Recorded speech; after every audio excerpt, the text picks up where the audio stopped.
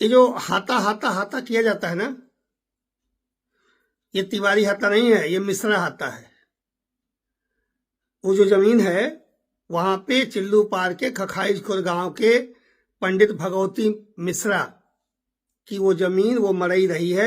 वहां वो गौशाला चलाते थे, छोटे छोटे छप्पर डाल करके, और यूनिवर्सिटी के छात्र वहां रहते भी थे, पढ़ते भी थे, और पंडित सत्यनारायण त्रिपाठी जी के लिए कार्य करते थे, या जो भी थी।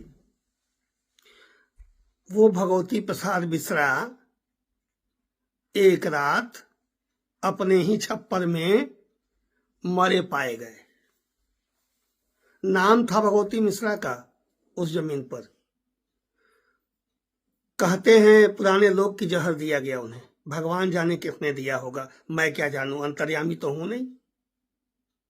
लेकिन मिश्रा जी का हाथा कब तिवारी हाथा हो गया, हे प्रभु आप ही जानिएगा। मिसिस जी लोगों, मिश्रा ब्राह्मण होते हैं कि नहीं? मैं ब्राह्मण शिरोमणि की बात कर रहा हूं।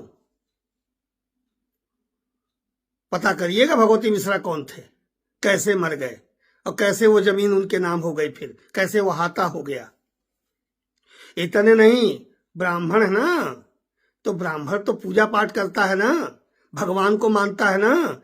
ठीक उसी छप्पर के बगल में, जमीन के बगल में एक जटाशंकर पोखरा हुआ करता था।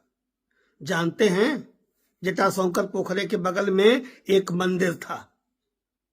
उस समय यह मान्यता थी कि 4 बार 5 बार 7 बार जो उस पोखरे में कोढ़ी कुष्ठ रोग नहा लेता था और भगवान की पूजा कर लेता था, उसका कोढ़ खत्म हो जाता था।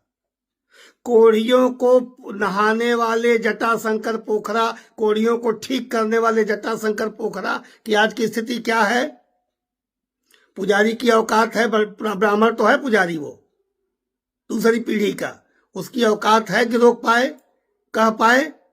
और जरा जाइएगा हाथा के पीछे देखिएगा जटाशंकर पोखरा, कोढ़ियों का जटाशंकर, कोढ़ियों को नहाने के लिए जो जटाशंकर पोखरा जो ब्राह्मणों के लिए बहुत पवित्र जगह हुआ करती थी, वो हाथा परिवार में कब्जा कर रखा है। ये है असलियत। अपराध करने वाला ब्राह्मण क्षत्रिय वैश्य